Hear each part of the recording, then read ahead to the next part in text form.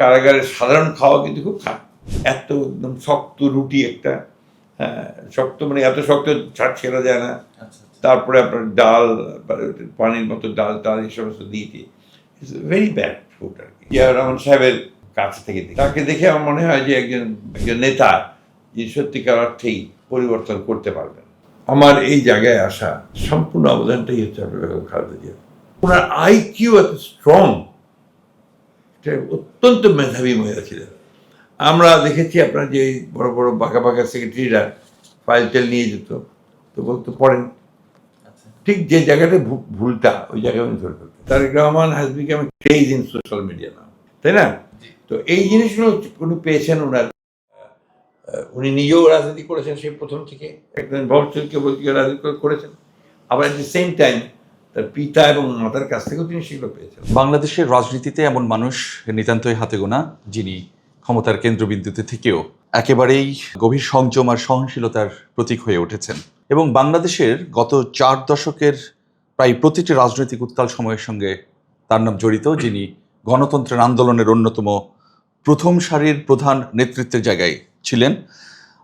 রাজনীতি, গণতন্ত্র, পরিবার, ক্ষমতা এবং বাংলাদেশের ভবিষ্যৎ নিয়ে গত 2011 সাল থেকে যিনি বিএনপির বলা চলে যে একদম একটা মূল চালিকা শক্তির জায়গা থেকে বিএনপির মতো এত বৃহৎ দলকে সামলাচ্ছেন, এবং বর্তমানে বাংলাদেশ সরকারের স্থানীয় সরকার, পল্লী উন্নয়ন ও সমবায় বিষয়ক মন্ত্রী জনাব মির্জা ফখরুল ইসলাম আলমগীর। স্যার আসসালামু আলাইকুম। কেমন আছেন স্যার আপনি? আলহামদুলিল্লাহ। অনেক দিন পরে স্যার, কতদিন পরে সংসদের এই চেয়ারটায় বসলেন? হ্যাঁ, এটা অনেক দিন পরে। আমরা 2006 সালে শেষ, অর্থাৎ তারপরে তো আর সংসদে বসার আমাদের কোনো সুযোগ হয়নি, কারণ নির্বাচনই হয়নি ঠিক মতো। যে নির্বাচনগুলোকে আমরা কখনোই গ্রহণ করিনি, জনগণ গ্রহণ করেনি, জনগণ ভোট দিতেও যায়নি, যার ফলে এখন হিসাব করে বের করুন প্রায় 20 বছর। 2006 আর কালকে 26। এই 20 বছর, মানে এই 20 বছর আপনি পুরো দমে মাঠে ছিলেন। কখনো আমরা দেখেছি আপনি পল্টনের ফুটপাতে বসে গেছেন, কখনো মিছিলের মধ্যে মানে প্রচণ্ড ধাক্কাধাক্কির মধ্যে আপনাকে পাওয়া গেছে, কখনো সেই টেবিলের এই পাশে বসে খুব জোরে কোনো বিষয় নিয়ে আপনি হয়তো দেন দরবার করছেন। এই সব কিছু বাংলাদেশকে সামনে রেখে আপনি করেছেন, বাংলাদেশের ভবিষ্যৎ নির্মাণের জন্য আপনি করেছেন। কেমন লেগেছে গতকালকে সংসদের এই চেয়ারটায় বসে? না, গতকাল তো ছিল আমাদের জন্য একটা আবেগময় মুহূর্ত।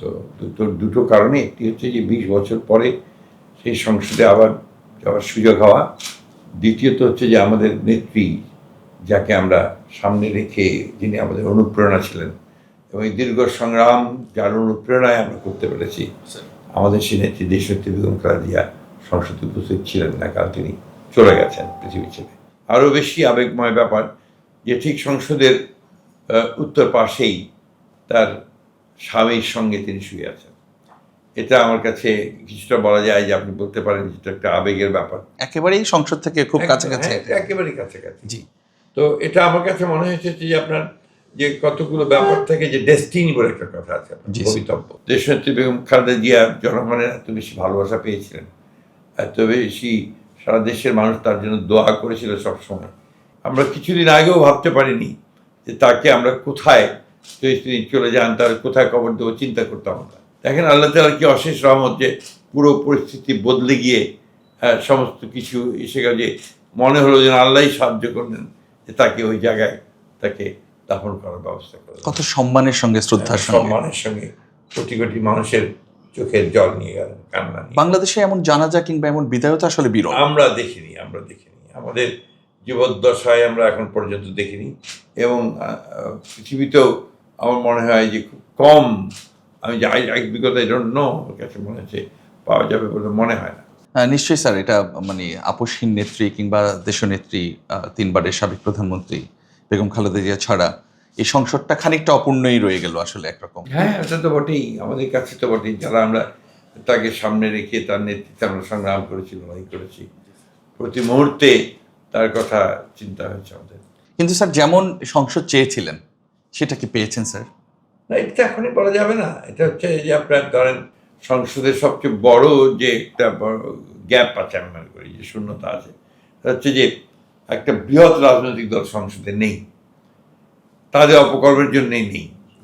তারা কর্মের জন্য নেই, এবং তারা যেহেতু রাজনৈতিক কর্মকাণ্ড নিষিদ্ধ, তারা নির্বাচনে অংশ নিতে পারেনি। সেই জায়গাটা তো নিঃসন্দেহে আমি অ্যাজ এ পলিটিশিয়ান এবং দীর্ঘদিনে রাজনীতির সঙ্গে যুক্ত থাকার কারণে এই জায়গাটাকে আমি একটা শূন্যতেই মনে করি। আওয়ামী লীগ দুর্ভাগ্যজনকভাবে তার নিজস্ব চরিত্র বহু আগে হারিয়ে ফেলেছে। 72 সালের পরেই সে তার চরিত্র হারিয়ে ফেলেছে। আপনি বলছেন 72-এর পরে হারিয়ে ফেলেছে? হ্যাঁ, নিশ্চয়ই। কারণ 1971 সালের যুদ্ধের পরেই তারপরে যে 5 বছর তার যে ভূমিকা, এটা তো আমরা বলতে পারি না। আমরা তো তখন ইয়াং একেবারে, আমরা ছাত্র রাজনীতি করতেন। ছাত্র রাজনীতি শেষ করেছেন। আমার ছাত্রত্ব শেষ হয়েছে 69-এ, যুদ্ধের সময়, যুদ্ধের আগে। তারপরে যুদ্ধ হয়েছে, যুদ্ধ করেছি, যুদ্ধের পরে সরকারি কলেজের চাকরিতে জয়েন করেছি। এই চিন্তায় যে দেশে এখন সমাজতন্ত্র আসবে, দেশের মানুষের কোনো সমস্যা থাকে, এটা আপনি বহুবার বলেছেন যে আপনি একটা সমাজতন্ত্র দেশে ফিরিয়ে আনতে চেয়েছেন, বা আপনার মনে এই যে আকাঙ্ক্ষাটা ছিল। ফিরিয়ে আনতে সমাজতন্ত্র চেয়েছি আমি তো বাম রাজনীতি করতাম, সবাই এখানে কোনো না, এবং আমি I feel proud for that. Dhaka ইউনিভার্সিটির গুরুত্বপূর্ণ দায়িত্ব ছিলেন। এখন সেটাই হচ্ছে এক্স্যাক্টলি ওই জায়গাটা থেকে আমরা তখন দেখেছি কিভাবে আওয়ামী লীগ তখন তার চরিত্র হারিয়ে ফেলে বিরোধী দলের উপর কীভাবে নির্যাতন করেছে, নিপীড়ন করেছে। বিশেষ করে যারা তখন সমাজ পরিবর্তনের কথা বলছিল, জাসদ থেকে শুরু করে বামপন্থী দলগুলো, তোহা সাহেবের দল, হক সাহেবের দল, কমিউনিস্ট পার্টিগুলোর উপরে কীভাবে অত্যাচার নির্যাতন হয়েছে, কীভাবে মানুষ হত্যা করেছে, সেটা আমরা দেখেছি, নিজের চোখে দেখেছি। এরপরে কীভাবে তারা রক্ষী বাহিনী নিয়ে এসেছে, রক্ষী বাহিনী দিয়ে কীভাবে রাজনৈতিক নেতাদেরকে তারা নির্মূল করেছে, এগুলো আমাদের দেখা। তাহলে কি স্যার এই যে 72-এর যে আওয়ামী লীগ আপনি বলেছেন চরিত্র হারিয়ে ফেলেছে, 24-এর যে আওয়ামী লীগ বা 23-এর আওয়ামী লীগ বা গত 17 বছরের যে আওয়ামী লীগ ছিল, সে আওয়ামী লীগের মধ্যে কি আসলে কোনো তফাৎ ছিল?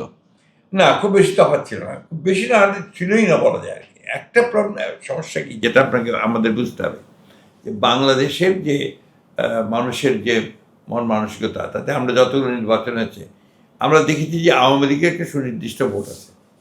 আচ্ছা, হ্যাঁ, একটা সুনির্দিষ্ট আপনার 20-30% মানুষ ভ্যারি করে, এরকম একটা ভোট তাদের সবসময় আছে। And that is because of their struggle before 71। 71 সালের আগে যে সংগ্রাম, সেই সংগ্রামের কারণে সেখানে তো মুখ্য ভূমিকা ছিল, সেখানে জাতীয়তাবাদের সংগ্রাম, স্বাধিকারের সংগ্রাম নিয়ে যে মুখ্য ভূমিকা তারা পালন করেছে, সেই কারণে বাংলাদেশের জনগণের মধ্যে তাদের একটা অবস্থান তৈরি হয়ে গেছে। এটা বাস্তবতা আর কি। কিন্তু দুর্ভাগ্য যখন নেতৃত্ব এমনভাবে ফেল করেছে যে সেই জনমত যেটা আপনার ভালোবাসা, যেটা জনগণের সমর্থন, এটা তারা হারিয়ে ফেলেছে। একই ঘটনা ঘটেছিল 75-এ, শেখ মুজিবুর রহমান যখন অ্যাসাসিনেটেড হলেন, দুর্ভাগ্যজনকভাবে, এটা সত্য কথা, যে একজন মানুষের ন্যায় পড়েনি, যার কোনো প্রতিদ্বন্দ্বী ছিল না, সেই লোক যেদিন আপনার নিহত হলেন, সেই দিন আপনার একটা লোকের ন্যায় পড়ল না। এটা তো রিভিউ করা দরকার, আওয়ামী লীগের উচিত ছিল, আওয়ামী লীগ সেটা করে নাই। যাই হোক, আওয়ামী লীগ 21 বছর পরে যখন ক্ষমতা এসছে, আবার সে আগের চেহারায় ফিরে এসছে, সবচেয়ে ভয়ঙ্করভাবে ফিরে এসছে এইবার 2008 সালের পরে, 9 সালের নির্বাচনের পরে। মানে এমনভাবে আওয়ামী লীগ নিজেকে ধ্বংস করেছে। আমি বলি আওয়ামী লীগ আসলে একটা প্রসেস অফ সেলফ অ্যানিহিলেশন বেছে নিল। একবারের জন্য রাজনৈতিক চিন্তাগুলো করলো না, রাজনৈতিকভাবে জিনিসগুলো অ্যানালাইজ করলো না, মনে করলো যে ক্ষমতায় বসে থাকাটাই হচ্ছে সর্বশেষ কথা। কিন্তু তার পরিণতি কী হলো, কত ভয়াবহ পরিণতি, যে আজকে আওয়ামী লীগ কোথাও দাঁড়াতেই পারছে না। এখানে কি বিএনপির কোথাও কোনো দায় আছে মনে করেন আপনি? আমি বিএনপির কোনো দায় দেখি না। এই জন্য যে বিএনপির দায় কেন হবে? বিএনপির তো জন্মই হয়েছে আপনার 75 সালের পরে। না, আমি এই যে 2008-এর পরে যে আওয়ামী লীগ একটা অন্য আওয়ামী লীগ হয়ে এলো, সেই আওয়ামী লীগ হওয়ার পেছনে বিএনপি সারাটা সময় লড়াই করেছে, স্যার, সংগ্রাম করেছে। হাজার হাজার মানুষ ওই সময় কারাগারে গেছে, জেলে গেছে, নির্যাতিত হয়েছে। 60 লক্ষ মানুষের বিরুদ্ধে মিথ্যা মামলা দিয়েছে, আমরা দেখেছি sir. You have seen it. এবং দেখেছেন কিভাবে গুম হয়েছিল, তাই না? তো সেইখানে বিএনপির দায়টা কোথায় দেখবেন? এবং খুব দায়িত্বশীল নেতা যারা এমন এমন মামলার মধ্যে পড়েছেন, খুব বড় নেতা, প্রথম সারির নেতা, আপনার মতো মানুষ, যাকে বিভিন্ন সময় বিভিন্ন অবস্থায় নাজেহাল হতে হয়েছে, আমরা দেখেছি। এটা নিশ্চয়ই এটা বাংলাদেশের রাজনীতির জন্য কোনোভাবেই কোনো অর্থেই কাম্য না এবং ভালো না, সেটা আপনারা ফেস করেছেন স্যার, এটা আমরা দেখেছি বিভিন্ন সময়। তারা আমাদের দায়টা দেখছেন। কিন্তু রাজনৈতিক কোনো সিদ্ধান্তের জায়গায় কেমন ছিল কিনা যে আমি মনে করি না। অনেকে এটাকে বলে যে আপনার 14 নির্বাচন বয়কট করে ভুল সিদ্ধান্ত নিয়েছে। আমরা যে ভুল সিদ্ধান্ত নেইনি তার প্রমাণ হয়েছে তার পরবর্তী ঘটনাগুলো। আচ্ছা আপনার আওয়ামী লীগ অতি দ্রুততার সঙ্গেই তারা কেয়ারটেকার গভর্নমেন্ট সিস্টেম আপনার বারোতেই তারা তুলে দিয়েছে, জি। যার ফলে ওখানে একই ঘটনা ঘটত। 14তে নির্বাচন হলে একইভাবে তারা আপনার ওই যেভাবে পরবর্তীকালে নির্বাচন ইঞ্জিনিয়ারিং করে নির্বাচন সমস্ত কিছু বদলে দিয়ে একইভাবে করতো। আওয়ামী লীগ যেটা করেছে তো পৃথিবীর আপনার গণতান্ত্রিক ইতিহাসে কোনো দেশে ঘটেছে বলে তা আমার জানা নাই, যে একটা এত জনপ্রিয় রাজনৈতিক দল নিজেকে শেষ করে ফেলা, এটা আমি দেখিনি। নিজের পায়ে নিজে কুড়াল মারার মতো একটা, শুধুমাত্র নিজের যদি তাদের রাজনীতি ঠিক রাখতো, তারা যদি আপনার নির্বাচনগুলো সঠিকভাবে করতো এবং বিরোধী দলের উপরে এইভাবে চড়াও না হতো, বিরোধী দলকে ধ্বংস করবার কাজে না নামতো, তাহলে তো আপনার আমেরিকার জায়গায় থাকতো, হয়তো কখনো ক্ষমতা যেত বা কখনো যেত না। এখন কি হয়েছে, তাদের মূল নেতা দেশে ফিরতে পারে না, তাই না? এটা তো আপনার একটা চরমভাবে একটা রাজনীতিবিদের জন্য একটা আপনার অগৌরবের কথা। এবং সব ধরনের মানুষের মধ্যে আওয়ামী লীগের প্রতি যে ঘৃণা জন্মেছে, এটা তো দেখাই যাচ্ছে যে মানে সব, আপনি দেখছেন। জি জি জি স্যার, তো এই বড় রাজনৈতিক দল ছাড়া সংসদে খানিকটাকে অপূর্ণতা কিছু মনে হচ্ছে। এখন আমাদের বিরোধী দল হচ্ছে বাংলাদেশ জামাত ইসলাম, তাই না? আর নতুন ছেলেরা যেটা নতুন এনসিপি করেছে তারা কয়েকজন আছে। এখন জামাতে ইসলামের রাজনীতি আর আমাদের রাজনীতি কমপ্লিটলি ডিফারেন্ট। তারা বলে যে তারা আপনার সংসদীয় গণতন্ত্রে বিশ্বাস করে এবং সেভাবে তারা কাজ করে। জামাতে ইসলামের ব্যাপারে আমাদের সবচেয়ে বড় যে বক্তব্য, জামাতে ইসলাম 1971 সালের স্বাধীনতার বিরোধিতা করেছে। শুধু বিরোধিতা করেনি, পাকিস্তান সেনাবাহিনীকে সহযোগিতা করেছে গণহত্যার জন্য, মা বোনদের সম্ভ্রমহানির জন্য। আমাদের সবচেয়ে বুদ্ধিমান লোকেদের, আমাদের বুদ্ধিজীবীদেরকে হত্যা করার ব্যাপারে তাদের সংশ্লিষ্টতার প্রমাণ পাওয়া গেছে, সব কিছু পাওয়া গেছে। তো এই জায়গাটা তো আমি মেনে নিতে পারি না। তার জন্য তারা একবারের জন্য সরি পর্যন্ত বলেনি যে আমরা ভুল করেছি, সেটাও তারা বলে। সরাসরি না বললেও একটু ইনিয়ে বিনিয়ে বিভিন্ন সময়, সেটা ভিন্ন বিষয়। But you have to be very clear in this respect যে 1971 আমরা যে করেছি ভুল করেছি, জনগণ যেন আমাদেরকে ক্ষমা করে, অবশ্যই এটা তাদের বলা উচিত ছিল। তাহলে আজকের যে সমস্যাগুলো তৈরি হচ্ছে সেই সমস্যাগুলো তো সেভাবে থাকতো না। এটা হচ্ছে 1 নম্বরের কথা। 2 নম্বর হচ্ছে যে জামাতে ইসলামের যে মূল যে বই, সেই বইয়ের মধ্যে তো তারা গণতন্ত্র প্রতিষ্ঠা করতে চায় না, তারা ইসলাম প্রতিষ্ঠা না, কোথাও লেখা নেই এটা জামাতের মূল চিন্তার মধ্যে এটা নেই। তারা ইসলাম প্রতিষ্ঠা করতে ঘোষণা দিয়ে বলবে যে আমরা ইসলাম প্রতিষ্ঠা করতে চাই, জনগণ যদি আসে তাই করবে, তাই না? এইগুলো হচ্ছে আপনার this are the double standards, anomalies, এগুলো আপনার। তা নতুন সংসদ তো হলো, এখন কি হবে? গণপরিষদ গঠন বা জুলাই সনদ নিয়ে আলোচনা কি শুরু হবে স্যার? একটু কিছু আলোচনার সুযোগ তো আছে, আলোচনা করতেই হবে। আলোচনা ছাড়া তো আপনার গণতন্ত্র চলবে না। যে বিষয়গুলো নিয়ে আমাদের সঙ্গে মতদ্বৈধতা আছে বা মতভেদ আছে, সেগুলো আলোচনার মাধ্যমে শেষ করা যাবে, কেন যাবে না? সেই প্রক্রিয়াগুলো কিভাবে শুরু হতে পারে? এটা আপনার দলের সঙ্গে কথা বলি শেষ করা যাবে। স্যার, এই যে গণরায় বাস্তবায়ন নিয়ে অনেক দলের অনেক অভিযোগ আছে, বিএনপি আপনারা এটা নিয়ে কি ভাবছেন? না, কারণ আমরা তো বলেই দিয়েছি যে আমরা যে গণরায় আপনি যেটা বলতে গণভোটের যে রায়, সেটা আমরা তো বলিনি যে এটা আমরা মানব না, আমরা বলছি যেটা আলোচনা হবে এবং যে আইনগত যে বিষয় আছে তা সংবিধানের মধ্য দিয়ে সেটা হবে এবং এরপরে সংবিধান পরিবর্তন অ্যামেন্ডমেন্ট যা হওয়ার তাই হবে। আপনার একটু ব্যক্তিগত বিষয়ে আসি স্যার। আমরা যদ্দূর জানি সম্ভবত বাংলাদেশের আপনি 2য় কিংবা 3য় প্রজন্মের রাজনীতিবিদ। আপনার বাবা খুব নামকরা রাজনীতিবিদ ছিলেন, আপনার চাচাও মন্ত্রণালয় সামলেছেন এবং আপনিও এর আগেও মন্ত্রণালয় সামলেছেন, এখন এবার মন্ত্রণালয়ের দায়িত্বে আছেন। আর রাজনীতির কথা বললে তো এটা আসলে শেষ করা যাবে না। মানে আপনি ছাত্র রাজনীতি করেছেন, আপনি বাম রাজনীতি করতেন এক সময়, তখন আপনি নেতৃত্বে ছিলেন, আপনি মুক্তিযুদ্ধ করেছেন, মুক্তিযুদ্ধের পরে কোনো এক কারণে আপনি রাজনীতি ছেড়ে দিয়ে শিক্ষকতায় চলে গেছেন, শিক্ষকতা ছেড়ে আবার রাজনীতি ফিরে এসেছেন। ওই সময়টা কি একটু আমাদেরকে বলবেন স্যার? আমার বাবা তো তখন মুসলিম লীগের রাজনীতি করতেন পাকিস্তান পিরিয়ডে, জি, এবং আমি করতাম ছাত্র জীবনে। আমি এসে আমাদের সংস্পর্শে আসি, এসে আমি বাম রাজনীতির সঙ্গে বাংলাদেশ ছাত্র ইউনিয়ন, জি, ছাত্রদের সংগঠন ছিল, তখন খুব বড় সংগঠন ছিল। তখন নেতা ছিলেন কাজী জাফর, রাশেদ খান মেনন, তারপরে মোস্তফা জামাল হায়দার, মাহবুবুল্লাহ, এরাই ছিল তখন আমাদের ছাত্র নেতা আর কি। তো তাদের সংস্পর্শে এসে আমি আপনার ছাত্র রাজনীতিতে আসি। ওটা একটা ভিন্ন সময়, এবং ছাত্র রাজনীতিতে আমি খুবই অ্যাক্টিভ ছিলাম। আমি ঢাকা বিশ্ববিদ্যালয়ের ছাত্র ইউনিয়নের প্রেসিডেন্ট ছিলাম আস্তে আস্তে, and I was really very active. এটার মূল কারণটা ছিল কি, আমি আপনাকে ফ্র্যাঙ্কলি বলি, আমি বিশ্বাস করতাম যে সমাজতান্ত্রিক একটা বিপ্লব হওয়ার প্রয়োজন এবং সমাজতান্ত্রিক ব্যবস্থা হওয়ার প্রয়োজন।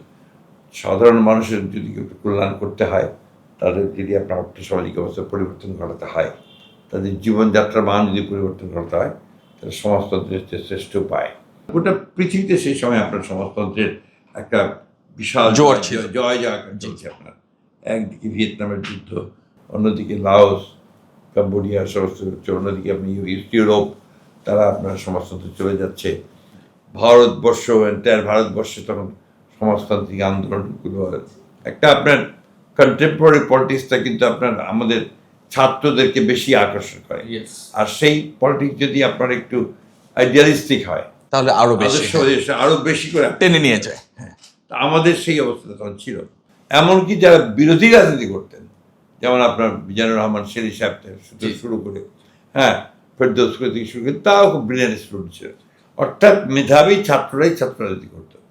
পরে সেই অবস্থা থেকেই আকর্ষণটা ছিল। আমরা সেভাবে এসেছি, হলগুলোতে ইলেকশন হতো, এবং সেই ইলেকশনগুলোতে যাদেরকে নমিনেট দেওয়া হতো, সেটা হতো দ্য বেস্ট বয়েজ, তারা নমিনেশন পেত, এবং তারা ছাড়া অন্য কেউ পেত না। অত্যন্ত পজিটিভ ব্যাপার ছিল আর কি। পরবর্তীকালে দেখেন এই এনআরআই কিন্তু জাতীয় রাজনীতির গুরুত্বপূর্ণ মুখ। আপনি মুক্তিযুদ্ধ করেছেন এবং মুক্তিযুদ্ধের গল্প আমরা অনেকবার শুনেছি আপনার বিভিন্ন সময়ে। মুক্তিযুদ্ধ পরবর্তী সময়ে এসে আপনি আসলে কোন চিন্তা থেকে রাজনীতি থেকে একটু সরে এসেছিলেন? সেটা হচ্ছে আমার বাবার বড় ব্যবসা বাণিজ্য ছিল, ফলে আমাদের আর্থিক অসচ্ছলতা আগে ছিল না। কিন্তু এই যুদ্ধের পরে আমাদের যে বিজনেস ছিল, সেই বিজনেসের বেশিরভাগ অংশ পাকিস্তান আর্মি ধ্বংস করে দিয়ে যায়। আচ্ছা আচ্ছা। এটা আপনার আমাদের পাম্প, ফুয়েল স্টেশন ছিল, এগুলো সমস্ত নষ্ট করে দেয়, আন্ডারগ্রাউন্ড ট্যাঙ্ক সব নিয়ে যায়। আমার বাবার অনেক বড় ট্রান্সপোর্ট বিজনেস ছিল, ট্রাক সব নিয়ে চলে যায়। এইগুলো আমাদের তখন যথেষ্ট রকম ক্ষতির সম্মুখীন আমরা হই। তো ফলে একটা চাকরি আমাদের সময় দরকার ছিল। আর আমি যেহেতু ছেলেদের মধ্যে বড়, তা আমি পাবলিক সার্ভিস কমিশনের পরীক্ষা আগে দিয়েছিলাম। তখন আমাদের এডুকেশনের জন্য একটা আলাদা পরীক্ষা হতো। আচ্ছা। তো আমি যুদ্ধ থেকে ফিরে এসে দেখি যে আমার খুলনা বিএল কলেজে আমার একটা অ্যাপয়েন্টমেন্ট লেটার পড়ে আছে।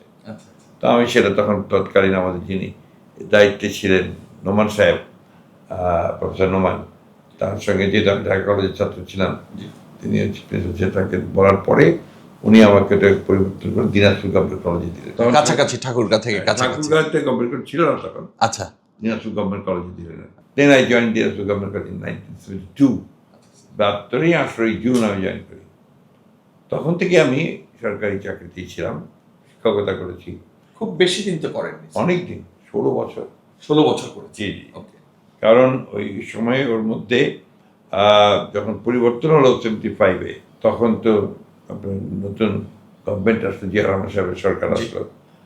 তো যখন উনি রাজনীতিতে আসলেন এবং ফ্রন্ট তৈরি করলেন, তখন রাজনৈতিক দলগুলোকে অনেকগুলোকে তিনি একসাথে নিয়ে ফ্রন্ট তৈরি করলেন। তার মধ্যে ন্যাপ ছিল একটা। তা আমি তো সঙ্গতভাবে ন্যাপের সঙ্গে আমার আলাদা থেকে আগে সম্পর্ক ছিল, আগে থেকে। যে কারণে তৎকালীন deputy prime minister S A বাড়ি এটি, উনি আমাকে ওনার প্রাইভেট সেক্রেটারি হিসেবে নিয়ে গেলেন। এটা তখন এখন আছে, আপনি গভর্নমেন্ট সার্ভিসে যে কোনো প্রেশনে নিয়ে যাওয়ার, প্রেশনে নয়, এটা একেবারে সরকারিভাবেই হবে। তো আমি ওনার সঙ্গে কাজ করলাম। মানে আপনি শিক্ষা ক্যাডারে থাকার পরে আপনি চলে গেলেন ওদিকে? পরবর্তীকালে আমি আবার চলে আসি এখানে এডুকেশন মিনিস্ট্রিতে অন ডেপুটেশন। ওইখানে কাজ করতে করতেই দ্যাট ওয়াজ ইন 88 থেকে, সরি 88-এ আমাকে আমার এলাকা থেকে আমার লোকজন আমাকে রাজনীতিতে যাওয়ার জন্য অত্যন্ত চাপ দিতে থাকে। শেষ পর্যন্ত আমি ঠাকুরগাঁও পৌরসভার চেয়ারম্যান পদে নির্বাচনের জন্য চাকরি থেকে রিজাইন করে আমি সেই নির্বাচন করি। আচ্ছা স্যার। সেই নির্বাচিত হওয়ার পরে আমি 3 বছর কাজ করেছি ওখানে। সেই অর্থে তো আপনি একদম তৃণমূল থেকে উঠে আসেন। একেবারেই আমার সেই জন্যই তো আমার আপনার অভিজ্ঞতা অন্যান্য অনেকের চাইতে আপনার বেশি কতগুলো জায়গায় আপনার ব্যাপারগুলো একদম আলাদা, যে আপনি দ্বিতীয় প্রজন্মের রাজনীতিবিদ, আপনি তৃণমূল থেকে উঠে এসেছেন, আপনি সরকারি চাকুরিতে ছিলেন, আপনি মুক্তিযুদ্ধ করেছেন, ছাত্র রাজনীতি করেছেন, এই সবগুলোর সংমিশ্রণে আপনি আসলে একটা আলাদা নেতৃত্বের জায়গায় আসলে স্যার আপনি আপনার ওই অভিজ্ঞতা। যে বলা যায়, এটা বলতে পারেন যে আমার অভিজ্ঞতা অনেক বেশি আর কি, অনেকের চাইতে হয়তো বেশি। আমি বিভিন্ন বিভিন্ন জায়গায় কাজ করেছি, কাজ করার সুযোগ আমার হয়েছে। স্যার, আপনি বিএনপির রাজনীতির সঙ্গে কবে যুক্ত হলেন? এটা যুক্ত হয়েছি জিয়াউর রহমান সাহেবের রাজনীতিতে আসার পরে। যেহেতু আপনার আমি সেপারেট হিসেবে প্রাইভেট সেক্রেটারি ছিলাম, তখন তাকে কাছ থেকে তাকে দেখে আমার মনে হয় যে একজন একজন নেতা যিনি সত্যিকার অর্থেই পরিবর্তন করতে পারবেন, এবং তার যে সততা, তার যে কর্মক্ষমতা, তার যে ভিশন, দূরদৃষ্টি, এগুলো আমাকে প্রচণ্ডভাবে আকৃষ্ট করে। যার ফলে আমি যখনই আপনার পৌরসভা নির্বাচনের চেয়ারম্যান হওয়ার পরে যখনই আমার ম্যাডাম আমাকে ডাকলেন after the death of Ziaur Rahman, যে তুমি 91-এ ইলেকশন করার জন্য, দেন আই জয়েন বিএনপি। আমি তখনই প্রথম ইলেকশন করি আর কি। আপনার এই বিএনপি রাজনীতি করতে এসে আপনি দলের গুরুত্বপূর্ণ, যতদিন ধরে আপনি মহাসচিবের দায়িত্বে আছেন বিএনপিতে বা অন্যান্য রাজনৈতিক দলে, এত দীর্ঘ সময় ধরে এই গুরুত্বপূর্ণ দায়িত্বে আর কেউ নেই। বেগম খালেদা জিয়া, তিনি আপনার উপরে অনেকটা নির্ভরশীল ছিলেন। পরবর্তীতে ভারপ্রাপ্ত চেয়ারম্যান দেশের বাইরে ছিলেন। এই পুরো জায়গাটা আপনি কিভাবে সমন্বয় করতেন ওই সময়টাতে? কী কারণে ছিল আমি নিজেও বলতে পারবো না, বাট আই ফেল্ট যে উনি আমার উপরে আস্থা রাখতে পারতেন। যে কারণে সেই সময়ে যখন পার্টির বিপদে আছে বা পার্টির উপরে আঘাত আসছে, পার্টি ভাঙার চেষ্টা করা হচ্ছে, সেই সময় কিন্তু উনি আমার উপরে আস্থা রেখেছেন। এবং আরেকটা সুবিধা ছিল, আমার অন্যান্য রাজনৈতিক দলগুলোর সঙ্গে আমার একটা ভালো সম্পর্ক ছিল, সুসম্পর্ক ছিল। এটাও রাজনীতির জন্য খুব জরুরি দরকার। যে কাজটা আমরা ভালোভাবে করতে পেরেছি, 4 দলীয় জোটের পরে 20 দলীয় জোট, সেটা আমরা খুব ভালোভাবে চালাতে পেরেছি। যেহেতু আপনার রাজনীতিকে আমি কখনোই আপনার মানে এটাকে জীবিকা হিসাবে চিন্তা করিনি, রাজনীতিকে আমার প্যাশন ছিল। আমি দেশের পরিবর্তন অথবা এলাকার পরিবর্তন, মানুষের পরিবর্তন জন্য কাজ করতে সুযোগ পাবো, এটা খুব বিরাট ব্যাপার। কিন্তু একটা যে এবং এটা খুব একটা গল্প আছে। গল্পটা হচ্ছে যে আমি যখন তখন আমি ডাইরেক্টর অফ ইন্সপেকশন অডিটের ডেপুটি ডাইরেক্টর। আচ্ছা। যখন আমার উপরে চাপ আসতে এলাকা থেকে যে আসল চেয়ারম্যান, তো আমার ডিরেক্টর ছিলেন প্রফেসর সুভান, তিনি এডুকেশন ক্যাডারের মানুষ ছিলেন, সিনিয়র মানুষ, প্রফেসর, ভালো মানুষ ছিলেন, এত চমৎকার মানুষ, সৎ মানুষ। তা আমি তাকে কি বলেন যে স্যার, আমার তো এই চাপ আসছে, আমি এখন কি করবো? আচ্ছা, হ্যাঁ, আপনার পরামর্শ কি? তুমি কিছুক্ষণ চুপ করে থেকে বলেন যে দেখেন, আপনি এই আমার যে চাকরিতে আপনি আছেন, এই চাকরিতে আপনি বড়জোর ডিজি হবেন, মানে ক্যারিয়ার একটা জায়গায় এসে থেমে যাবে। আপনি ডিজি হবেন হায়ার এডুকেশনের, এই পর্যন্তই আপনি কাজ করতে পারবেন, তার বেশি আপনি করতে পারবেন। আচ্ছা। But in politics your limit is the sky. আপনি যদি এখানে আপনার যোগ্যতা দিয়ে আপনি যদি এগোতে পারেন, তাহলে কিন্তু আপনার অনেক অনেক। আসলেই তো তাই স্যার, মানে এটার প্রমাণ তো এখন দেখাই যাচ্ছে। সেটাই হয়েছে আর কি। এবং এটা আমি বলবো যে আল্লাহর অশেষ রহমত, যে আল্লাহ আমাকে বোধহয় ওইদিকে টেনে নিয়ে গেছে, ডেস্টিনি আমাকে সেই দিকে টেনে নিয়ে গেছে। আমাকে যখন আমি ইলেকশন করলাম, প্রথমবার লস্ট, আমি জেলে গেছি। তারপরে ম্যাডাম আমাকে ডাকলেন, ডেকে বললেন যে তুমি কী করবে এখন? আমি ঠাকুরগাঁতে বিএনপি তৈরি করবো। কারণ তখন একটা ঘটনা ঘটেছিল যে তখন ঠাকুরগাঁতে বিএনপি খুব দুর্বল অবস্থায় ছিল। হ্যাঁ, যে কারণে আমি সে দায়িত্ব নিলাম, ওখানকার হাল ধরলেন। হ্যাঁ, ওখানকার হাল ধরে আমি আস্তে আস্তে ঠাকুরগাঁ বিএনপিকে শক্তিশালী করার চেষ্টা করেছি। ঠাকুরগাঁ বিএনপি প্রেসিডেন্ট নির্বাচিত হয়েছে এবং সেইভাবেই আমি কাজ করেছি। পরে আমি ইলেকশনে জেতার পরে যখন পার্লামেন্টে আসলাম, তখন তো মন্ত্রী হলাম, মন্ত্রীর পর আমার সুযোগ আরও বেড়েছে। কৃষি মন্ত্রণালয় পেয়ে আমার কাজ করার সুবিধা অনেক বেশি হয়েছে, সেই কাজগুলো আমি করেছি। ফলে আমার একটা ওভারঅল সারা দেশের রাজনীতি, মানুষ, এগুলো সম্পর্কে আমার একটা ধারণা তৈরি হয়েছে। আপনি তো দীর্ঘদিন এই 4 দশকের রাজনীতিতে দীর্ঘদিন কারাবরণ করেছেন, দীর্ঘ সময়, মানে অনেকবার কারাবরণ করেন। আপনার কারাবরণের কোনো স্মৃতি যদি স্যার মনে পড়ে? কারাবরণে তো অসংখ্য স্মৃতি, কারণ আমি 11 বার জেলে গেছি। আমি আপনার প্রায় 4 বছর সব মিলিয়ে আমি জেল। মানে জীবন থেকে আমরা 4 বছর মাইনাস করে দিব এখানে যে আপনি। আমি মাইনাস করি না, এটা আমার জীবনে আরেকটা বড় সংযোগ। আচ্ছা যে অভিজ্ঞতা প্রায় কারাগারে, সত্যি তো, হ্যাঁ, মানে যেটা আরো অনেকের নেই। এটা বাইরে থাকাটা মুশকিল। জি। আপনার বিচিত্র অভিজ্ঞতা, আপনার মানুষের কষ্ট, মানুষের ব্যথা, আপনার ওখানে যাদের যাবজ্জীবন কারাদণ্ড হয়ে গেছে, হ্যাঁ, বয়স্ক মানুষ প্রায় ঝাড়ু দেয়, ওটাকে বলে ঝাড়ু দফা। আচ্ছা ওকে সশ্রম কারাদণ্ড, তো ওর কাজ হচ্ছে ঝাড়ু দেওয়া। আচ্ছা তো ওইখানে হয়তো দেখা গেল যে সে অনেক সচ্ছল পরিবারের লোক ছিল, আচ্ছা কিন্তু যেহেতু তার কনভিকশন হয়ে গেছে, যাবজ্জীবন কারাদণ্ড হয়েছে, তার ওই ঝাড়ু তাকে দিতে হয়। তাহলে উনি ঝাড়ু দফার কাজ করছেন। উনি ঝাড়ু দফার কাজ করছেন। আচ্ছা এইগুলো অসংখ্য ঘটনা। কেউ আছে আপনার, আমার কাছে মানে মনে পড়ে আমার আর কি, যে একটা ছেলেকে দেখতাম এটা কাশিমপুর কারাগারে, প্রত্যেকদিন সকালে আমাদের এই ডিভিশনে জি তার কাজের দায়িত্ব ছিল। প্রত্যেকদিন সকালে উঠে সে কোরআন শরীফ পড়তো অনেকক্ষণ ধরে, আচ্ছা পড়তে পড়তে আর কাঁদতো। আচ্ছা তো আমি পরে বলি যে তুমি এত কোরআন শরীফ পড়ছি, কাঁদো কেন? হচ্ছে স্যার আমার তো নিজেকে আমি ক্ষমা করতে পারি না। কেন? তো স্যার আমার তো যাবজ্জীবন কারাদণ্ড হয়ে গেছে, আমি আমার নানিকে খুন করেছি।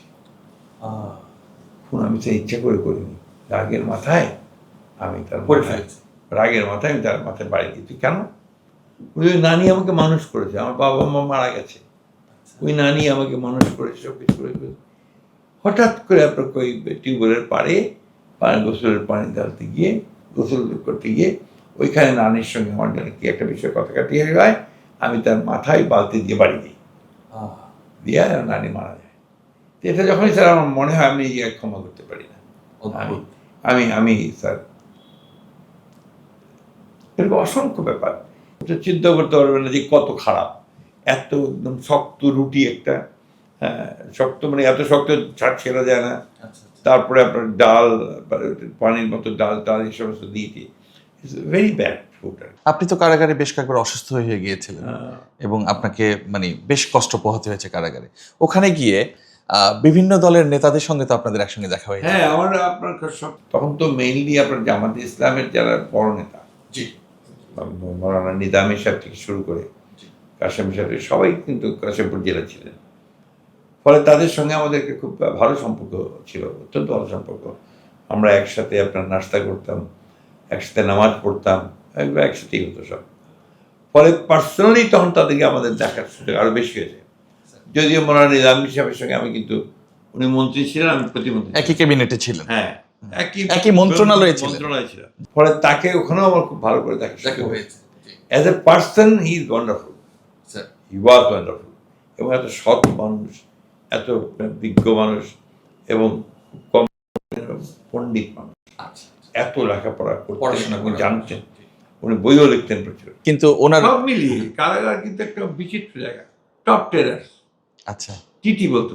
এবং একজনের যে ব্যাকগ্রাউন্ড, কেউ ডাক্তারের ছেলে, কেউ ইঞ্জিনিয়ারের ছেলে, কেউ সমাজের বড় ব্যবসায়ীর ছেলে, বা দেব টার্ন ইন্টু টপ টেরার।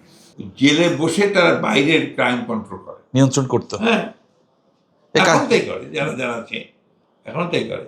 এগুলো কাছ থেকেই দেখেছেন। আমি নামটাম বলবো না এখন আপনাদের কারণে। জি স্যার। বাট এই যে আপনার একটা মানুষকে দেখা, মানুষকে বোঝা, আমার একটা কথা বলেই ফেলতে পারি আমি। Please sir. হ্যাঁ, এটা হচ্ছে যে টপ টেরার বিকাশ। জি, হ্যাঁ, সে চলে গেছে। চলে গেছে। ওর সঙ্গে প্রায় আসতো আমার এখানে। ওই ছেলেটা লেখাপড়া খুব ভালো জানে, ও মানে বোধহয় মাস্টার্স করা, রবীন্দ্রনাথ পড়তো আসলেই। হ্যাঁ, আমি বলছি আপনাকে। এবং সে একদিন আমার কাছে একটা বই নিয়ে আসলো, বইটা হচ্ছে আমার কাছে, এটা আপনাকে আমি গিফট করবো। আর কি ওই যে আপনার সুনীল গঙ্গোপাধ্যায়ের প্রথম আলো। আচ্ছা, হ্যাঁ, তো এই যে আপনার আপনি বাইরে থেকে একটা মানুষ একরকম জানেন, আর ভেতর থেকে আগে জানেন, মেলানো যায় না তো স্যার, মানে দুইটা অবলীলায় হত্যা করে ফেলবে সে। কিন্তু আবার দেখেন সে উপন্যাস পড়ছে, রবীন্দ্রনাথ পড়ছে, তো এটা ঠিক আরেকটা ক্যারেক্টার ওনার মধ্যে যে লুকিয়ে আছে। তো ওর মধ্যে একজন ছিল আপনার captain Rajiv Chowdhury, captain Rajiv, commando, tall, very well built, খুবই সুন্দর। তো ওর মা ছিল আবার আওয়ামী লীগের নেত্রী। আচ্ছা, হ্যাঁ, তো ও বলতো যে স্যার দেখেন, সারাটা জীবন জেনে এসছি যে হাসিনা হচ্ছে আমাদের গডেস, আচ্ছা আমাদের দেবী, আমাদের সেই মহিলা আজকে আমাকে জেলে পাঠিয়েছে বিনা কারণে, জাস্ট বিকজ আমরা পিলখানার বিরোধিতা করেছি। আচ্ছা তো এই যে ধরেন সেই ভদ্রলোক আমি এমন করে ফেললাম, সেই ভদ্রলোক এখন বাইরে আছেন, তার 5 বছর সাজা কাটা পরে চলে এসেছেন, বেসরকারি একটা চাকরি করছেন। এইভাবে তার ক্যারিয়ারগুলো শেষ হয়ে গেছে তাদের। এরকম অনেক। বিসমিল্লার সঙ্গে আরেকটা ছিল, কি যেন নামটা ভুলে গেলাম, ওইটা বেশ তখন পরিচিত ছিল। এই লোকও আসতো আমাদের এখানে, পাশের ছেলে থাকতো, আচ্ছা কথাবার্তা হতো, খুব সাধারণ মানুষ একদম। আচ্ছা তা আমি বলতো, স্যার আমরা কি নিজেরা চুরি করি স্যার? নিশ্চয়ই চুরি তো আমাদেরকে সমস্ত ব্যাংকের লোকেরাই করিয়েছে, মূল অংশ তো ওরাই নিয়ে গেছে। নাম হয়ে গেছে। হ্যাঁ, না নাম তো হবে, এই কারণে is the G G G receiver. G G G receiver এই যে ঘটনাটা এখানে জেলে না থাকলে এগুলো জানা যেত না। এটা একটা অন্য জার্নি না বাট ওভারঅল আপনারা আমার কাছে একটা কথা, জেলের যে কর্মকর্তা কর্মচারী যারা, আমার কাছে মনে হচ্ছে যে তারা অন্যান্যদের চেয়ে একটু বেশি মানবিক। এটা আপনার ফিল হয়েছে? হ্যাঁ, কারণ ওরা মানে কষ্টটা বুঝতে পারে, কাছ থেকে দেখে। হ্যাঁ কাছ থেকে দেখে, কষ্টটা বুঝতে পারে, অনেক হেল্প করে। হ্যাঁ, যে ঠিক আছে আমি দেখে চেষ্টা করি, এটা আমার দেখা। তো এই জিনিসগুলোই আমার জীবনের একটা বড় বলতে পারেন সম্পদ। এই জেলে যাওয়ার সময় এগুলো আমার জন্য বড় সম্পদ। এই শেষের দিকে আমাকে আর মির্জা আব্বাসকে তুলে নিয়ে গেল রাত্রিবেলা, নিয়ে গিয়ে আপনার তারপরের দিন সারাদিন ডিবি অফিসে রেখে তারপরে সন্ধ্যার পরে আমাদেরকে আপনার এসে কেরানীগঞ্জে নিয়ে গেল। খুব শীত ছিল, ডিসেম্বর মাস, প্রচণ্ড শীত। তো ঢুকে বলছে যে একজন অফিসার ছিল, সে বলছে স্যার আপনাদেরকে তো কোয়ারেন্টাইনে যেতে হবে। কোয়ারেন্টাইন কেন? তো কোভিড কবে শেষ হয়ে গেছে, আবার কোয়ারেন্টাইন কেন? না স্যার আমাদের তো এই নিয়মটা এখন উঠে নিয়ে যেতে হবে। আমি নো ওয়ে, আমাকে সোজা এসে নেবেন সেলে নেবেন ডিভিশনে, নাহলে এখান থেকে 1 পা নড়বো না। অনেকক্ষণ ওরা চেষ্টা করলো, এই বুঝিয়ে সুঝিয়ে। শেষের দিকে ওখানে একজন আপনার ছিল মহিলা ডেপুটি জেলার ছিল। হ্যাঁ, তো সে এসে বলে স্যার চিন্তা করবেন না স্যার, ওরা অলমোস্ট লাইক এই আপনার ডিভিশন, ভালো স্যার, খুব ভালো। এইসব বলে বুঝিয়ে দিতে আমাদেরকে নিয়ে গেল। নিয়ে গিয়ে দেখি ওটা হচ্ছে আপনার কন্ডেমড সেল, মৃত্যুদণ্ডপ্রাপ্ত আসামিদের। হ্যাঁ, আমি তো ঢোকার আগে তো আমরা ঢুকবো না, আটকে গেছি। আমি একটা বেঞ্চ ছিল, বেঞ্চে এমন সময় একদিন কার কাছে বলছে স্যার এখানে তো আপনাদের সবাই আছে, মানে পরিচিত সবগুলো, প্রায় সালাম সাহেব সব মিলিয়ে প্রায় 40 জন না 50 জন ওখানে, মানে পুরো বিএনপিটা তখন ওখানে। ওইবারই প্রথম আমার সেল সম্পর্কে অভিজ্ঞতা হলো। রিয়েল সেল সম্পর্কে সেলটা হচ্ছে যে আপনার একটা সেল, সেলটা পুরোটা গড়া দিয়ে লাগানো, সব গেট, ওটার কোনো আউটলেট কিছু নেই। আপনার রুমের ভেতরেই আপনার ছোট্ট 5 ইঞ্চি গাঁথনি করে একটা পার্টিশন করে, ওখানেই একটা ইন্ডিয়ান কমোড, হ্যাঁ ওখানেই, আর ওখানেই আপনার একটু ছোট্ট একটা বেসিনের পানির ব্যবস্থা। তো যাই হোক কোনো রকমে ইতিমধ্যে রাত্রিবেলা আবার দেখি যে উনি ওনার পা কেটে ফেললেন, ওই কিছু একটা সঙ্গে লেগে মানে ওই যে বাথরুমে ঢোকার জন্যে আপনার কাঠের দরজা থাকে, কাঠের দরকার আপনার ওই যে ভাঙা ছিল, ওইটা লেগে পা কেটে গেছে। তখন ডায়াবেটিক রোগী খুব ব্লিডিং হচ্ছিল, যাই হোক ডাক্তার আসলো, ঠিকঠাক হতে। এটা একটা ঘটনা বললাম। ওই সময় দেখি কি আপনার যে সবাই খুব মন খারাপ করে গেছে। সকালে উঠে দেখি একদম মুশড়ে গেছে, চুপচাপ বসে আছে, নিজ ঘর থেকে বাড়ি হয় না, সারাদিন বই পড়ে। হ্যাঁ, আর আমাদের সালাম ভাই খোকন টোকন বাইরে আপনারা, হ্যাঁ আমরা দিনের বেলা বেরোতে পারি, ভোর 5টার সময় গেট খুলে দেয়, 5টায় আমরা বেরোতে পারি বারান্দায়, নট অনলি ইন দ্য, ওখানে আবার লনটাই বের হতে পারে না, লনটায় বেরোতে পারি, শুধু বারান্দায়। জি, আমি দেখলাম যে সবাই তো মন টন খারাপ করে বসে আছে। আমি খুব চাচাবাচি শুরু করলাম, কি হয়েছে, যে জেলে আসতে যাবার হবে, সব বাইরে যাব, মন খারাপ করে কি আছে, আসেন সবাই বসে একসাথে চাটা খাই, গল্প করি। হ্যাঁ, এই যে গান জানেন, গান করেন, যে করে এই করে পুরো জমি তুললেন, একদম চাঙ্গা করে ফেললাম সবাইকে। তো এই ছিল হয় আর কি, বুঝছেন না। আচ্ছা, সব কয়েদিরা তো দেখছে তখন কয়েদি মানে আমাদের ছেলেরা। ও আচ্ছা আচ্ছা, হ্যাঁ, ওটা জেল জুড়ে তো তখন কমপক্ষে 20-25 হাজার ছেলে পেলে আমাদের। ও হ্যাঁ, তখন তো তারা স্লোগান, মানে ওটা পল্টন ময়দান হয়ে গেল। হ্যাঁ, ওখানে এমন স্লোগান আর সবই করতে শুরু করলো যে জেল কর্তৃপক্ষের নিয়ন্ত্রণের বাইরে চলে গেছে। আচ্ছা আচ্ছা তখন তাদের ওখানে একটা আপনার লাঠি বাহিনী আছে আচ্ছা ভিতরে, to control this sort of issue. ওইসব লাঠি বাহিনীদের আবার এই পড়া থাকে, পোশাক টোশাক পরা থাকে। আপনার এই নিয়ে তার লাঠি বাহিনী আসলো, লাঠি চাষ করে টেরে আমাদেরকে বের করে নিয়ে গেল। পরিবার ছাড়া আপনার থাকতে হলো। হ্যাঁ, পরিবারের তো একটা হচ্ছে কি যে আপনার, আমাদের পরিবারও তো আপনার ইউজ হয়ে গিয়েছিল, অভ্যস্ত অভ্যস্ত।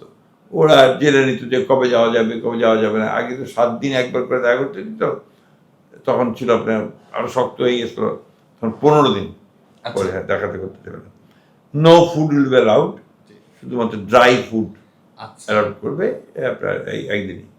এইভাবে আমরা কাটিয়েছি আর কি। আপনার মেয়েরা দেখতে গিয়েছিলেন কারাগারে? হ্যাঁ, প্রত্যেকবার ওরা তো, আমার বড় মেয়ে তো চলেই আসতো, আমি জেলে গেলেই সে বাইরে থেকে চলে আসতেন। চলে আসতো। জি, জেলা থেকে আমাদের জন্য সবচেয়ে সুন্দর সময়, আচ্ছা। when we meet our family, our children. আপনার মেয়ে যাওয়ার পরের কোনো স্মৃতি মনে পড়ে স্যার? না, আমার আপনার সবচেয়ে দুটো স্মৃতি মনে পড়ে। একটা হচ্ছে আমার প্রথমবার কাশিমপুর জেলে, একদম ছোট, 2 বছর মতো বয়স হবে। তো সে ওই আসতো, ওর মায়ের সঙ্গে আসতো, ওর রানীর সঙ্গে সে চুপচুপ করে হাঁটতে হাঁটতে চলে যেত, টুকটুক করে হাঁটতে গেটের কাছে চলে যেত, জেলের গেটের কাছে। জি জেলের গেটের কাছে চলে গিয়ে ওদের ওই কারারক্ষীদেরকে বলতো, পুলিশ ভাই আমার নানা ভাইকে ছেড়ে দাও। ছোট মানুষের আবেগ এই সময়গুলো আপনার খুব টাচি, সত্যি খুব স্যার, টাচি। হ্যাঁ, সত্যি স্যার অভিজ্ঞতা হয়েছে সত্যি, এটা সত্য, কিন্তু মানে ভেতরটার মধ্যে একটা যেই অনুভূতির আঁচড় লাগিয়ে গেল। আমার স্ত্রী খুব শক্ত মহিলা, স্যার, উনি আবার তার এটা প্রকাশ করতেন না কারণ তো উনি তো কোনো রাজনৈতিক পরিবার থেকে আসেন না না। আসেনি, but she is very strong. আমি যতবার আপনার আমি জেলে গেছি, প্রত্যেক দিন সে করে যেত, লয়ের সঙ্গে বসে বেল মুভ করা, কাজ করা, এগুলো সে করতো। আমার বড় মেয়েও তাই করতো এসে এসে। কিন্তু স্যার একটা অদ্ভুত ব্যাপার, এই আপনি যে কোনো আন্দোলন সংগ্রামের সময় প্রথম নামটা আপনার চলে আসতো, আপনাকে সবসময় সার্ভেলেন্সে রাখতো, কখন আপনাকে কিভাবে আটকে ফেলে দিলে বাংলাদেশের রাজনীতিটা স্থিমিত হয়ে যাবে বা এই আন্দোলনগুলো কমে আসবে। 24-এর এই পুরো আন্দোলনের সময়টাকে মানে ব্যাপারটা একটু অন্য চিত্র দেখলাম। আপনাকে ধরতে এলো না কেউ? না, আমাকে ধরতে হবে শেষের দিকটায়, আপনার রাস্তা আপনার ধরেন যাদের নিয়ে গেল, ওই সময়টা আমাকে তারা আমি একাই প্রায় সময় এই অফিসে এসে এসে আমরা দেখেছি প্রেস তখন। কনফারেন্স করে গেছি, জি, দেখেছি। তাই না? জি, হ্যাঁ, তাদের স্ট্র্যাটেজি তখন হয়তো ভিন্ন ছিল, যে কারণে তারা সবসময়টা আমাকে নিয়ে ঠিক যায়। ওই সময়টাতে আপনি লন্ডনের সঙ্গে কিভাবে যোগাযোগটা রাখেন? আমরা তো যোগাযোগ করতাম ওই যে আপনার অনলাইনে, আমাদের জুমে। কারণ তখনকার আন্দোলনে ভেতর থেকে যেই পুরো আন্দোলনের ছক কষা বা এই আন্দোলনটা তো না, এটা ওনার সঙ্গে আমার সার্বক্ষণিক যোগাযোগ ছিল, স্যার সার্বক্ষণিক ওনার সঙ্গে ছিল, যারা আন্দোলন করছিল পরে জি। আপনার তাদের সঙ্গে আমাদের যোগাযোগ ছিল। আমার বাসায় এসছে তারা। ঠিক, আমি 5ই আগস্টের কথাই যদি একটু আসি। 5ই আগস্ট তো আপনার আমার জন্যে আপনার কিছুটা তো বটেই। 4 আগস্টেই আপনার আমি মনে করছিলাম যে আন্দোলন একটু পরিণতির দিকে যাচ্ছে। কিছু একটা হতে যাচ্ছে হ্যাঁ, তো তখনই আমি মেসেজ পাঠিয়েছিলাম যে যখন আপনার এই যে 6 তারিখে ঠিক করেছিল তারা গণভবন বিভাগে যাত্রা করবে, আচ্ছা এটা আমি মেসেজ পাঠিয়েছিলাম যে 6 না 5-এ করতে হবে। মানে এই পরিকল্পনাটা আপনার ছিল? আমি মেসেজ পাঠিয়েছি, তো ওরা জানে আমাকে, সেটা জিজ্ঞেস করলেই পাবেন। আচ্ছা, মানে আমরা জানতাম না এই ব্যাপারটা বা পাবলিকলি এটা হয়নি। আসছে আপনার পত্রিকায় এসছে। আচ্ছা আচ্ছা, মানে এই মেসেজটা তাহলে আপনার ছিল? হ্যাঁ, আমাদের ছিল যে আমরা যেটা মনে করলাম যে আমরা যদি একদিন বাদ দেয় তাহলে আপনার নেমে যাবে, আর ওই সুযোগে গভর্নমেন্ট আরেকটা সুযোগ পাবে, মানে এই আন্দোলনের টান ব্যাপারটা ধরে রাখার জন্য। কন্টিনিউ করতে হবে। জি তো that was how we did it. তারপরে আপনার এদের রাত্রিবেলা কোথায় থাকবে, জি এত মানুষ। হ্যাঁ, না ওদের 4-5 জন আচ্ছা আচ্ছা, মেইন লিডার যারা। তো আপনাদের একজন সাংবাদিক আছেন এহসান, জি সমকালের ছিল, জি জি ও তখন কিছু নেগোশিয়েট করতো এই ছেলেদের সঙ্গে। আচ্ছা আর নাজমুল নামে একটা ছেলে ছিল, সে যোগাযোগ করতো। আমরা তখন ওদের মাধ্যমে তাদের থাকার জায়গা ঠিক করা, লুকিয়ে রাখার জায়গা ঠিক করা, ট্রান্সপোর্ট দেওয়া এই সময়টার জন্য, এই কাজগুলো আমরা তখন তাদেরকে সহযোগিতা করেছি। 5ই আগস্টের যখন এই সরকার পতনের ঘটনাটা ঘটে গেল, 5ই আগস্টের ব্যাপারটা তো আমার চোখের সামনে ঘটলো। চোখের সামনে মানে আমি তখন বাসায় আছি, আমার সঙ্গে আমার বাসায় ওই সময় সাইরুলও ছিল, আমার এখন যিনি চিফ হুইপ জি মনি জি সেও ছিল। নুরুল ইসলাম মনি হ্যাঁ, আমার সময় একটা ফোন আসলো আমাদের জেনারেল আকবরের কাছ থেকে, আচ্ছা, যিনি আনুমানিক সময় কি স্যার মনে আছে? আহ, আনুমানিক সময়টা মনে আছে তখন? এটা বোধ হয় 11টার দিক হবে সম্ভবত যেমন ঠিক এক্স্যাক্টলি 11টা হবে। উনি আমাকে বললেন যে চিফ তাকে ডেকেছে আর এবং ওখান থেকে উনি আমাকে আবার কল করবেন। উনি গেলেন, আধা ঘন্টা পরে উনি আমাকে কল ব্যাক করলেন, বললেন যে প্রাইম মিনিস্টার বোধ হয় রিজাইন করেছে, স্যার। তো এখন চিফ চাচ্ছেন যে আপনাদের সকলের সঙ্গে পলিটিক্যাল পার্টিগুলোর সঙ্গে উনি কথা বলবেন, কথা বলে নতুন গভর্নমেন্ট ফর্ম করার ব্যাপারে। এটা তার আগে ঘটনা আছে। তার আগে ঘটনা হচ্ছে কি, আপনার যখন সকালের দিকে আমরা মনিটর করছিলাম যে শহীদ মিনারে সকলের আসার কথা, জি, শহীদ মিনার ওরা মেরে সরিয়ে দিচ্ছিল, হ্যাঁ, মানে জ্বর হতে পারছে না, দাঁড়াতে পারছিল না, দাঁড়াতে পারছে না। এবং কোথাও দাঁড়াতে দিচ্ছিল না। জি জি। এই অবস্থা চলাকালীন সময়ে আপনার শেষের দিকে প্রায় দ্যাট ওয়াজ অ্যারাউন্ড 11:30 আমাকে, আমার পিএস ছিল তখন আপনার যে এখন ইউনুস, জি জি। ও আমাকে খবর দিতে, স্যার উত্তরা থেকে একটা বিশাল মিছিল আসতেছে। বিশাল বিশাল মানে বিশাল। বিশাল। হ্যাঁ। তারপরে সে বললো যে স্যার গাবতলির দিক থেকে আসতেছে। তারপরে সে বললো যে স্যার এই যাত্রাবাড়ির দিক থেকে আসতেছে। তখন একটু নড়েচড়ে, Then না, হ্যাঁ। তখন আমি বুঝে গেলাম যে ফল ইস এমিনেন্ট, এবার এখনই পড়বে, এর আর উপায় নেই। আচ্ছা আচ্ছা। ঘটলো তাই। 69-এ দেখেছি, আপনার আমরা 90s-এ দেখেছেন। 90s-এ দেখেছি জি, যে জনগণ যখন বেরিয়ে আসে তখন তখন আর কোনো পথ থাকে না।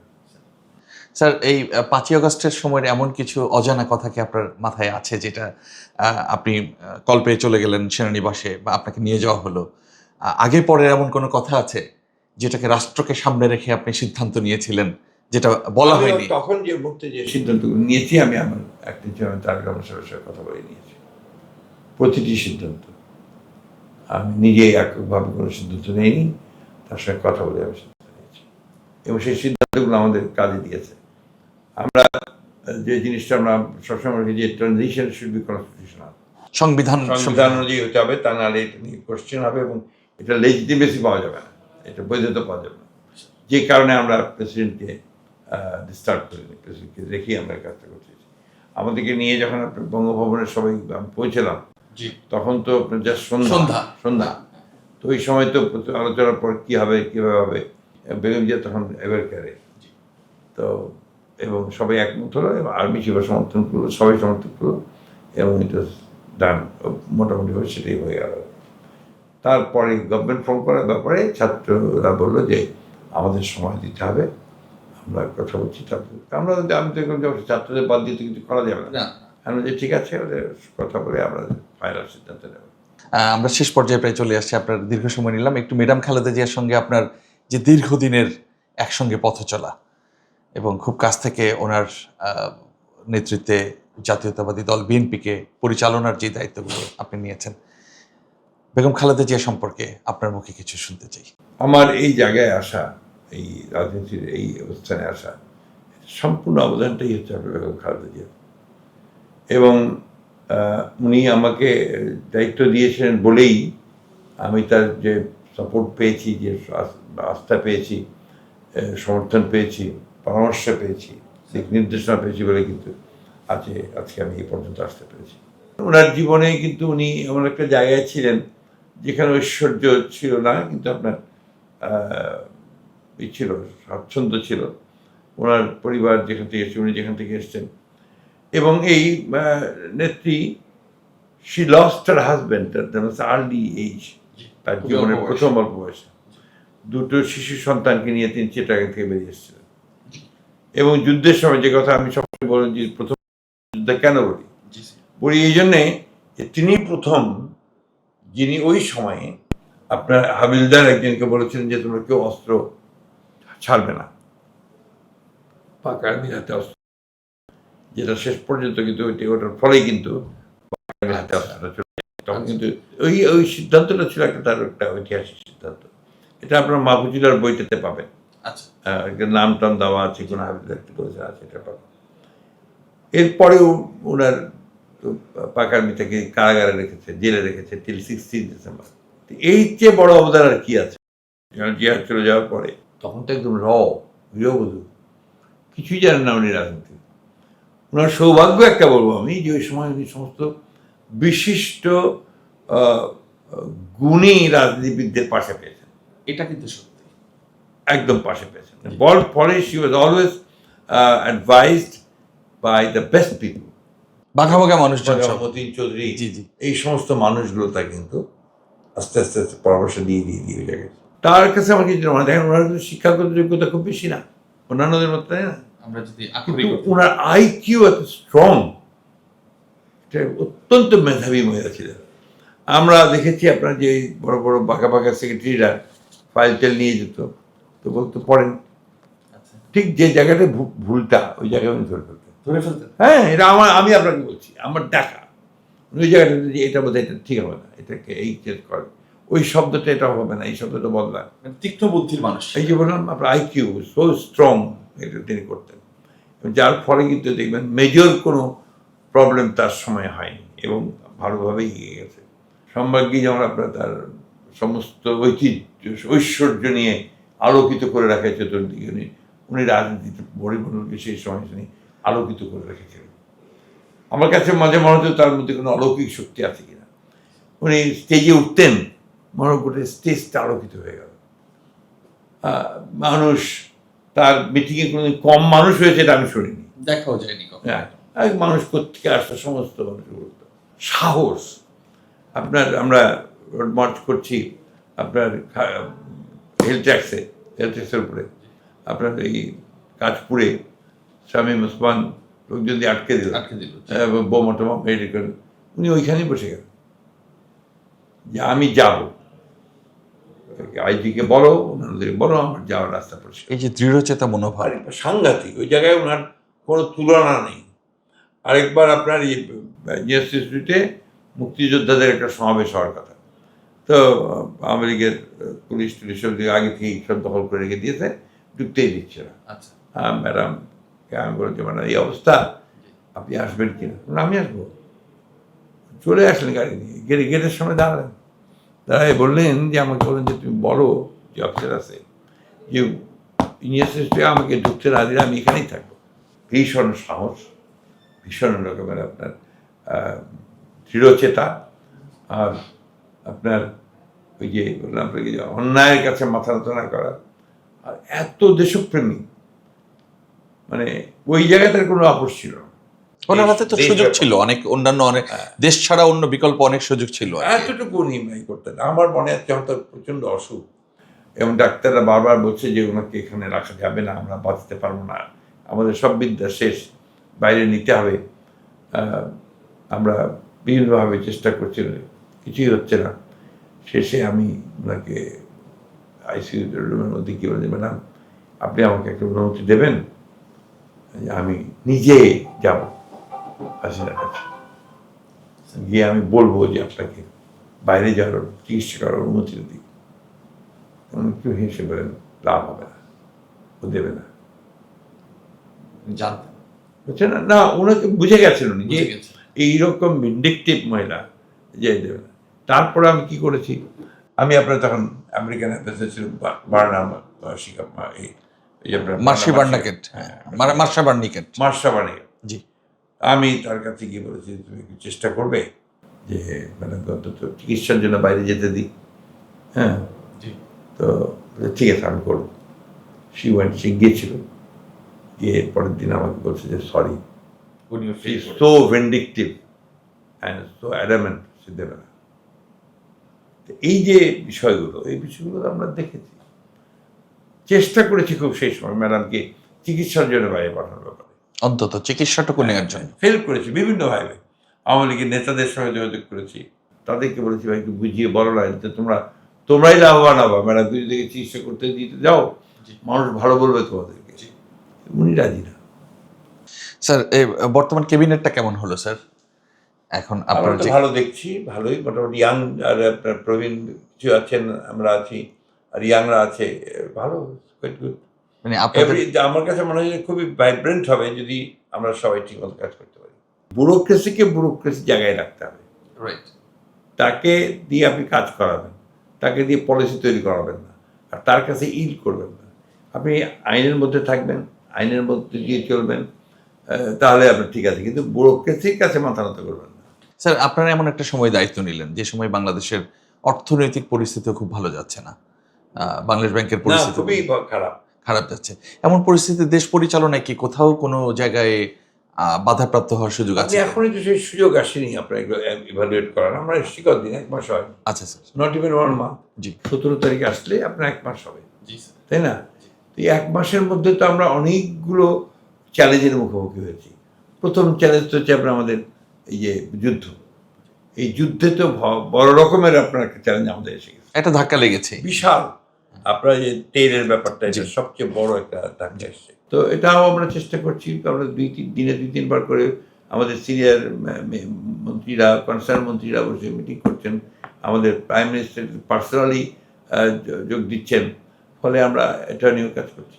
আমরা যত দ্রুত পারা যায় তেল জোগাড় করা, টাকা জোগাড় করা, সেই চেষ্টা চলছে। মাননীয় প্রধানমন্ত্রী একটা কথা বলি আর কি, যে জনাব তারেক রহমান তিনি প্রথম সংসদ সদস্য হলেন, প্রথমবারই প্রধানমন্ত্রী হলেন, কিন্তু তিনি তার মাকে 3 বার প্রধানমন্ত্রী দেখেছেন, তার বাবাকে রাষ্ট্রপতি হিসেবে দেখেছেন।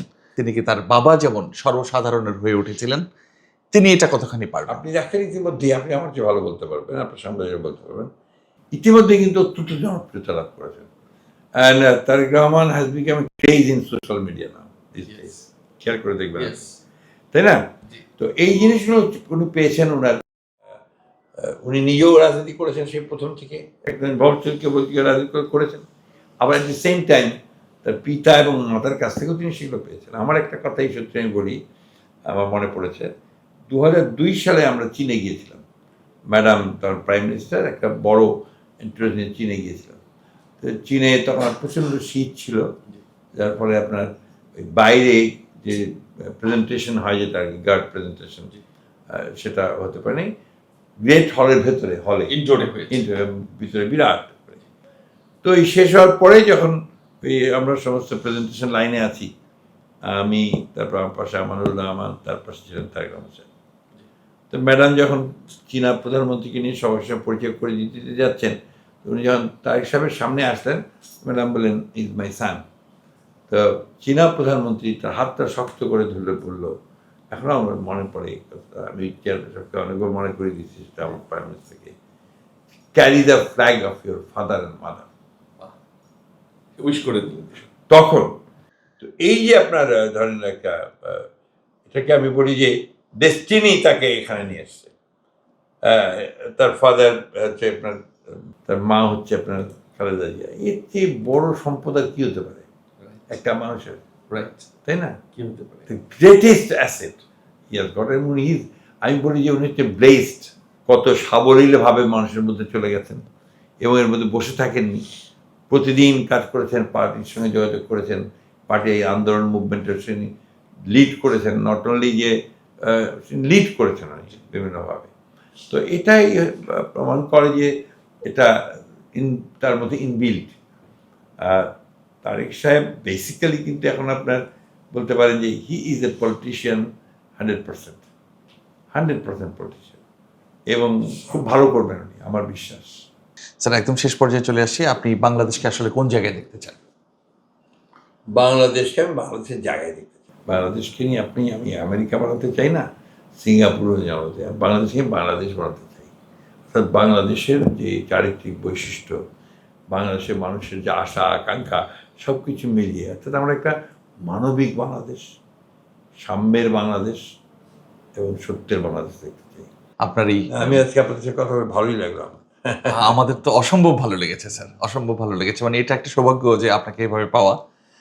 সত্যি ভালো লেগেছে। আপনার প্রতি কৃতজ্ঞতা, অনেক অনেক কৃতজ্ঞতা। সমরেলের পক্ষ থেকে আপনাকে ধন্যবাদ। থ্যাংক ইউ, আপনাদের অনেক ধন্যবাদ।